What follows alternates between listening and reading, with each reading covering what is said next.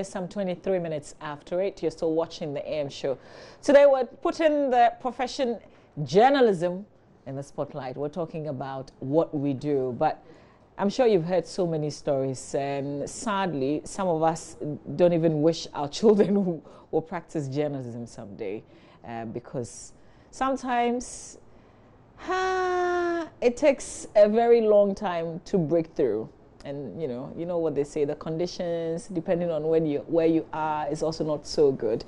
But I'm happy to say that some of my colleagues who have stayed on the job for a while now, they brought a lot of honors onto all of us, particularly here at Multimedia. So today we'll take the opportunity and celebrate them, talk about how far they've come, but we also want to explore and look at the other opportunities that exists in this whole profession. Let me just quickly introduce my guest. I think the only guest really is Mr. Zakaria Tanko Musa, who is a lawyer and also a lecturer with the Ghana Institute of Journalism.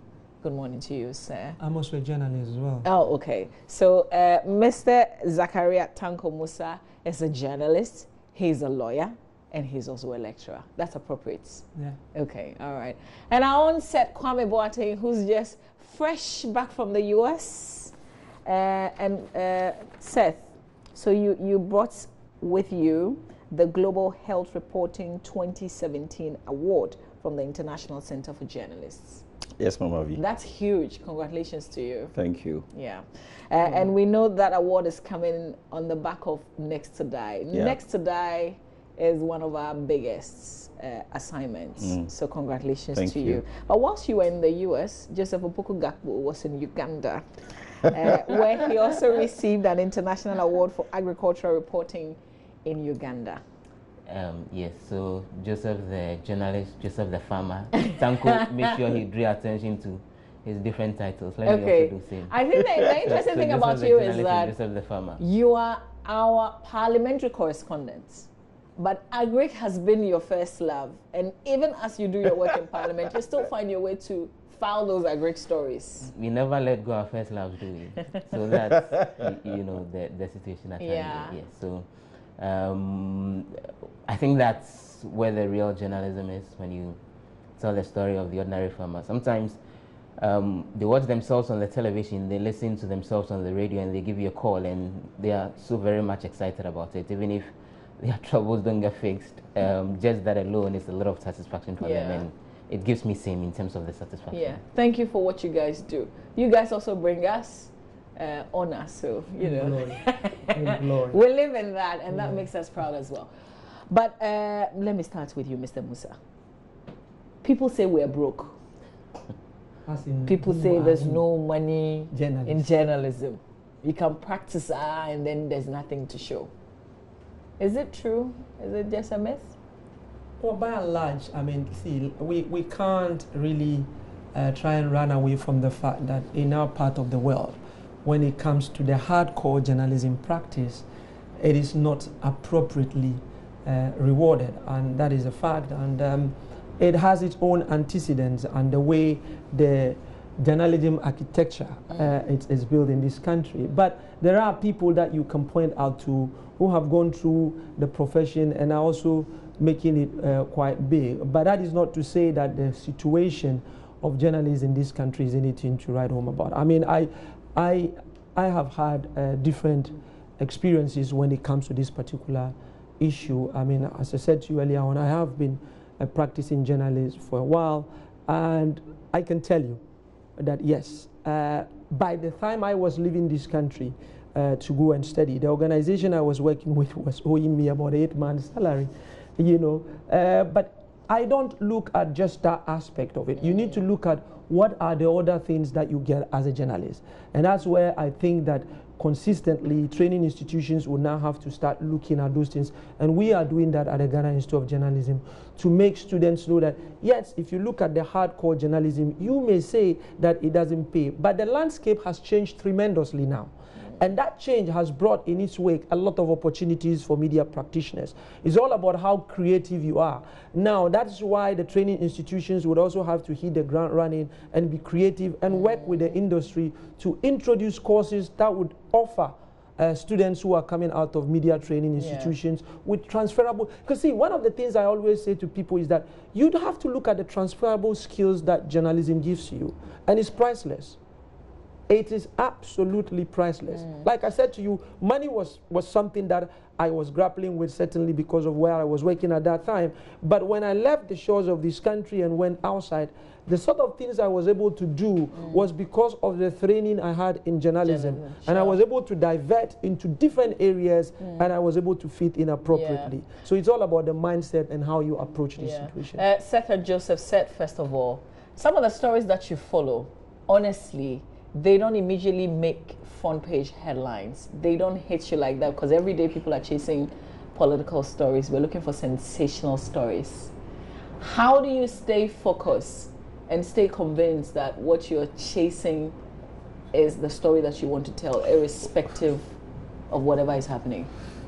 So mine and the motive is to change lives. That's it. So pursuing a story, I look at the impact or the lives that I can touch. And as I don't care whether it makes the headlines or not. All I know is that I'm going into a story, and at the end of the day, I may get an incubator for an hospital, I may get somebody money to go to school, I may get something fixed in the prisons. That's it. So just to trigger a change, that's it. That's the reason I do the stories I do, not necessarily being on the front page or in the headlines, not at all. Yeah. Joseph, I was reading something that you said after you received this award. Quotes, I dedicate this to all the farmers whose stories we try our best to tell every day. I look forward to the day when I will travel to rural Ghana and have no story about farmers' struggles to report. That may leave me with no job, but I will really thank God for that day.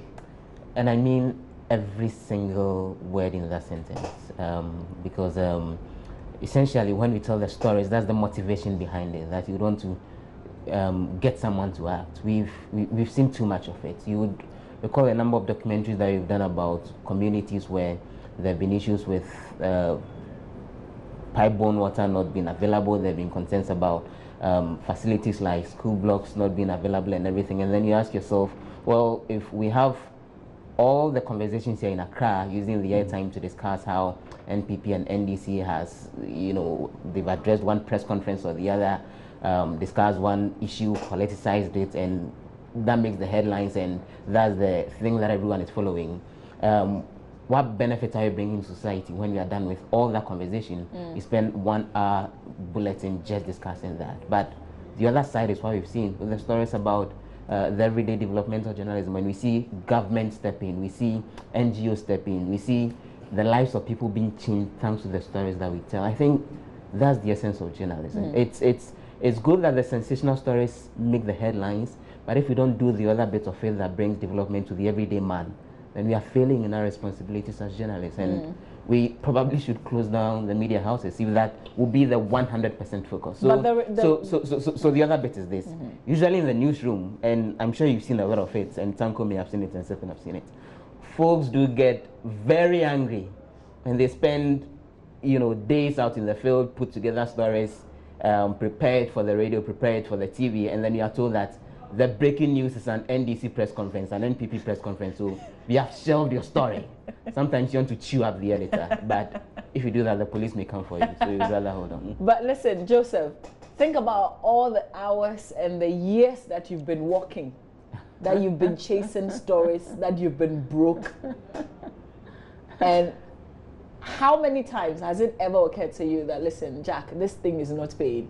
You see, and it's pardon my friend, but it's crazy because you think about it and you ask yourself, really, is it worth it? Because Tanko was making the point about him not being paid for a long period that he was in. There's a media house that owes me about 3 months. There's 1,001 other people out there here in Ghana who work with media houses, and there are people who continue to work with media houses today who don't earn monthly salaries, so they need to look elsewhere and find a way to use one means or the other to raise money to survive, which is completely out of place, because the point is elsewhere journalism is big business where companies have managed to build all the glass houses in which they are housing their staff. They are able to, you know, pay them well. People working in the journalism field grow out of it and retire as journalists. And so you ask yourself, on this side of town, what could the problem be?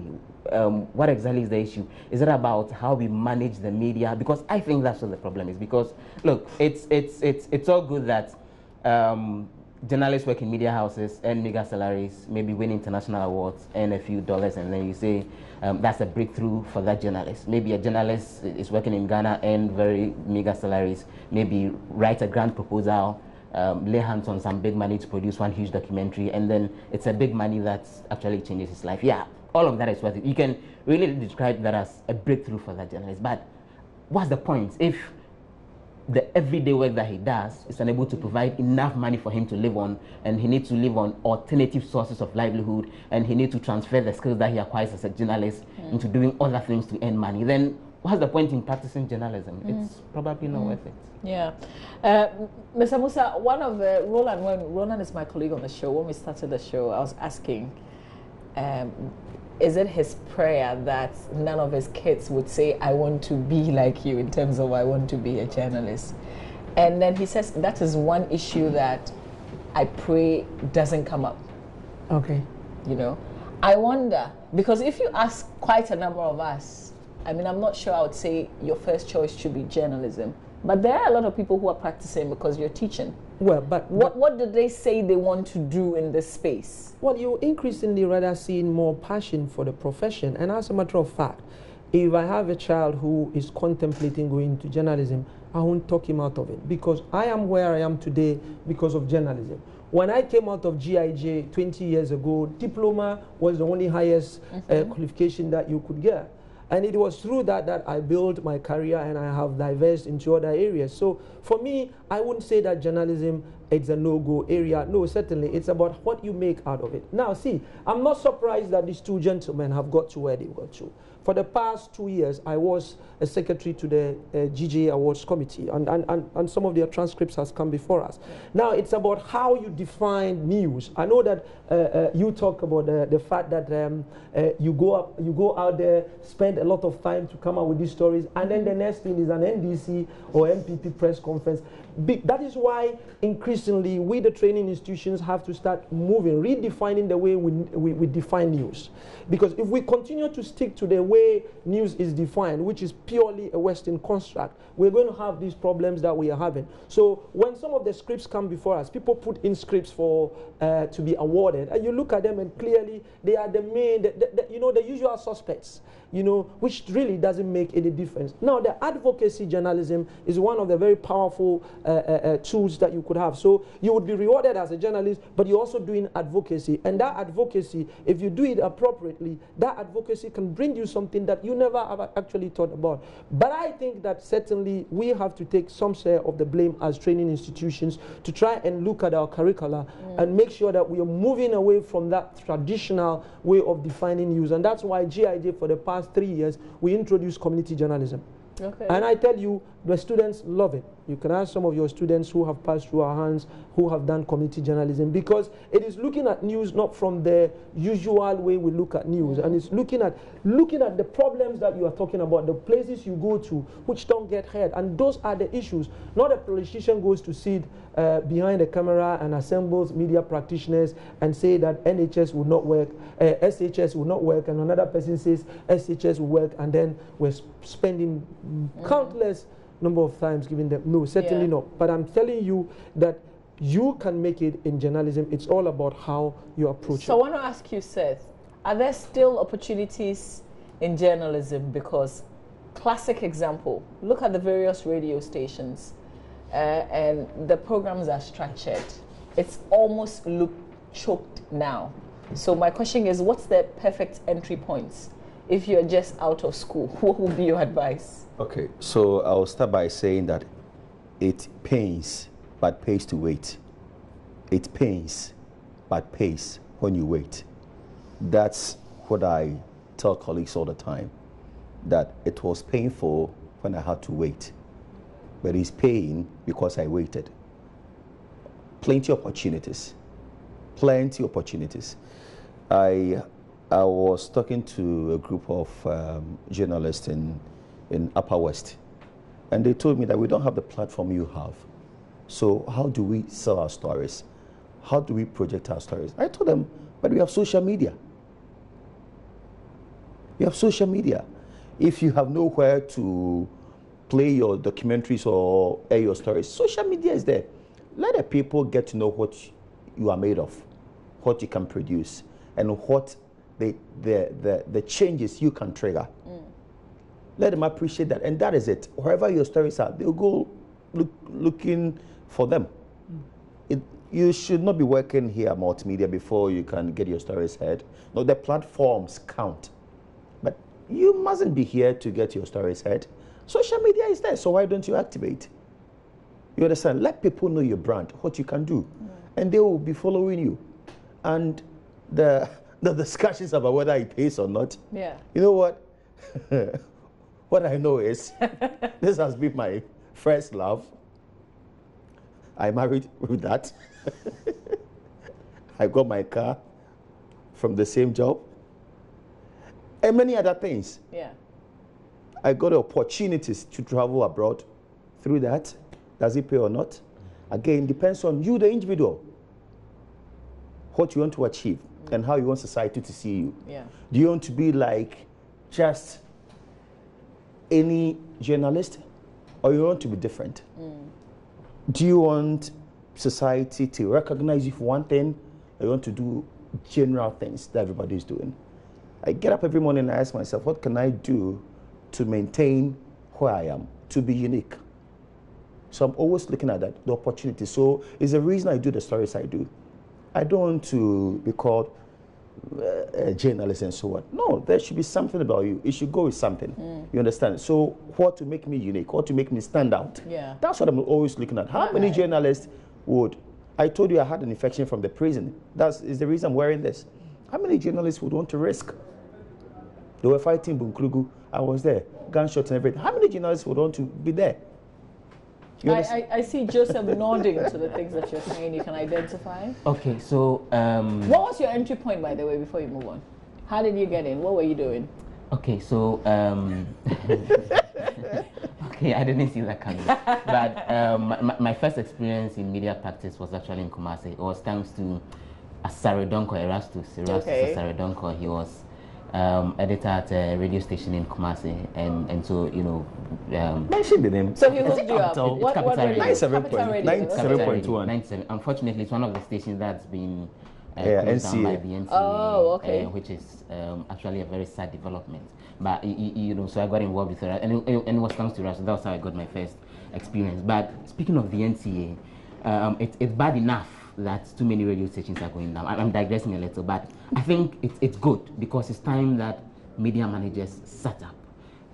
Seth was talking of how far he has come thanks to journalism packs and everything, but I can bet my last penny that the kind of work that Seth is doing in journalism today, his monthly salary, if you put that side aside with, well, someone working in a bank who is doing as well as Seth is, that fellow would most likely be earning 6-7 times how much Seth is earning. So it's okay that Seth does what he does. Maybe he wins international awards, and through that, you know, well, some additional dollars come in. But I think it's out of place that the everyday journalism that we do does not pay enough to the extent that it's sustainable. We see in situations of people who made it to the very high level of journalism exiting to go work in other corporate organizations. Please, can we get our bosses to monitor our discussion? Yeah, so if we can even clip some of the sound bites or unscripted, so that unscripted we should be playing back to back. You know, it's because if you're watching Santok and the rest Elvis. Our conversation really is targeted at the young ones who are trying to enter into the game. I'll get to that in a jiffy, and I'm saying that you see, there are endless opportunities within the chain because trust me, a year, 2 years, 3 years, those that we call the good journalists of today would most likely exit. No, that one you're right. You are very, very right. Because of all these concerns about the absence of good opportunities, the absence of cash, most likely they will exit onto something else that beyond the passion gives them money. And when they do, that opportunity to be created at that level for those who are seeking to get in, to get do their best and climb up. So the opportunities are endless within the journalism field, because with the salaries that come in and everything, it's virtually become a cycle where someone gets in 3, 4 years, 5 years, you know, climbs up to a stage and move on, because it's not sustainable to continue staying in there. But just on that point, now that's the tragedy for us when you look at our media landscape, where you look at the retention rate. People come in maximum 5 years and they're looking at leaving and going into the corporate world. Now that affects the quality of what we do invariably. But now there is a bigger issue here. You know, because of the antecedents of the media and how powerful the media is, almost all our constitutions have tried to give them that authority and power and freedom and all those things. Now, one of the challenges we have in our country is the lack of economic empowerment of our media. And almost all the politicians pay lip service to these things and say that, oh, we media freedom and all those things. But frankly, if you want to empower the media, you could look at it from a bigger perspective, policy-wise. Because there is now the conglomeration of media, and then people are almost getting up and putting together media houses, and then they bring people in there, expect them to just come, and they will just give them some peanuts. Now, why don't we regulate these sort of things? If you want to go into the media industry, then you have to have some seed capital, and there should be some basic sort of remuneration and all this. That brings the question of media management as well. So those who manage the media would also have to instill some sort of economic way of looking at things, because yes, news is not the sort of news we look at in the past. Now, news has taken a different dimensions, and there are different ways you can really diversify. You might be a news outlet, but you can diversify and still be able to generate some resources. And then when you generate the resources, undoubtedly it will trickle down. I just ended our tenure on the New Times board. I was on the New Times board. Our tenure just ended, and you heard about the problems we had recently. It all boils down demonstration. It all boils down to resources. And when you look at it, frankly, the people have a legitimate concern. But when the organization is not making money, then obviously it can't trickle down. That's why we need to look at these things holistically, and let's continue to push the political authorities and let them demonstrate that they mean it when they say they want to empower the Ghanaian media. Would you agree, because you've been training a lot of students, so you would know, that sometimes we're desperate to get into the profession, that we don't even negotiate for better conditions in the first place to begin with, because we want to enter so desperately, we say, oh, anything you give me, hoping that once I get in, things will be better. Yes, because you see, the thing is that, you see, when people are even in the training institutions, they don't look at other things. You see, and I keep saying that volunteering is one of the other options. So you need to build your capacity before you even think about entering, because if you come straight from school and you go there, what they are going to do, and this is not a new phenomenon.